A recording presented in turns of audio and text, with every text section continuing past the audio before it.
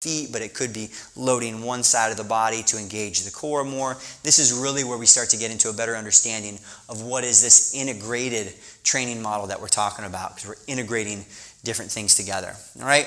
And this is really where you guys, everything we've talked about kind of leading up to the OPT model, the Optimum Performance Training Model.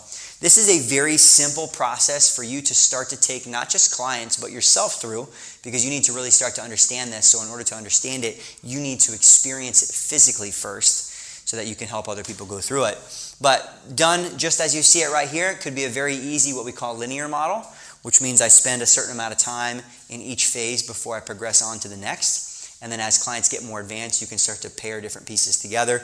But I like it visually though, because it emphasizes the importance of this base foundation of stabilization. Think of this is like that house, right?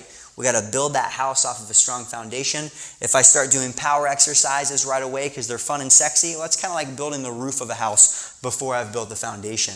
Not the smartest way to go about it, right? So if I can really focus on slowly building this foundation, it's going to allow me to perform so much better by the time I get to these other exercises. It's going to prevent injury. It's going to make me a better mover, a better athlete, stronger, whatever it is. There's huge benefit there. All right, and we're just going to break down some of these different phases. So for you, from a test-taking standpoint, you need to understand what these three separate phases are, break down those three within our strength there as well, stabilization, strength, and power. And then practically, it's understanding, like, how do I use this? What does that look like in the training situation with someone? Yeah. All right, guys, so our first phase here of the OPT model, stabilization, it's really not so much about the loads here in this first phase. And that doesn't mean we're not going to still use weight and still use resistance, right? Doesn't mean you only have to do body weight training or you can only use bands.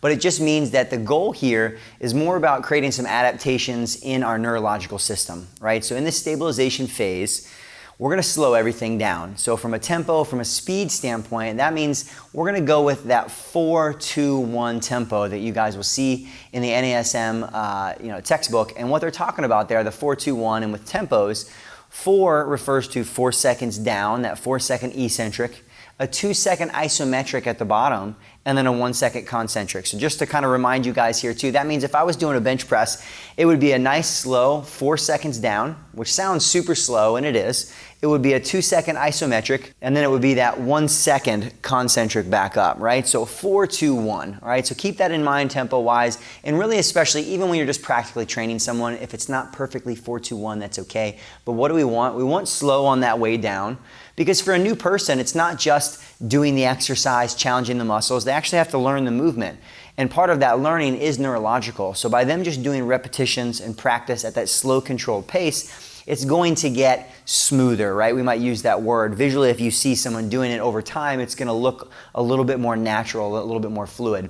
Let's say you've ever seen someone do dumbbell chest press for the first time, right? Especially that first time, they're a little wobbly as they're pressing those weights up, because there's a lot of stability that needs to happen in those dumbbells. And it's a new movement for that person. So what happens is over time, just with practice, it's like shooting free throws, they're going to get better at that movement. And a lot of that initial change here is happening neurologically. All right, so how can we best make sure that we are optimizing our training here?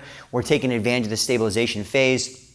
Well, for one, it is slowing things down so we can get, here's your buzzword, guys, buzz, optimal neuromuscular efficiency. That means a nice relationship between our body sending signals via our neuromuscular system to our muscles to contract, and then our muscles driving movement, right? So that's just really a fancy word for us talking about consistent, fluid, coordinated movement. Progression for this stage of training is proprioceptively based. Now, don't take this as that every exercise has to be done on a Bosu ball, right? That obviously we can go too far down this funky balance, portion of the NASM curriculum.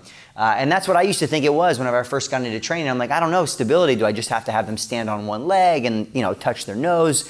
But it's more than that. All it means is that we're playing with our base of support, right? So of course we can change things like surfaces, and we'll get into that in the balance training section of the NASM material.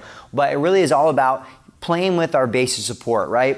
Being in a bilateral two-legged stance versus a split stance like we're in a lunge, right? I have a different level of stability demand that's happening there. So if we really want to progress someone within this stabilization phase, we're going to progress them to more unstable positions, right? We'll go from 2 legs to 1 leg, right? We're going to go from staggered stance with a foot on the ground, maybe to a leg off the ground if we're doing something like a single leg RDL. So proprioceptively, that's what we're trying to do here. We're forcing the body to have to stabilize more, and the best way to do that is to put it in positions where it has to, right? So that's the big benefit of some of our unilateral training, single leg stuff that we're going to continue to break down. But just like it shows here too, you got a lot happening. The brain's taking in a lot of information in our environment, even internally in the body.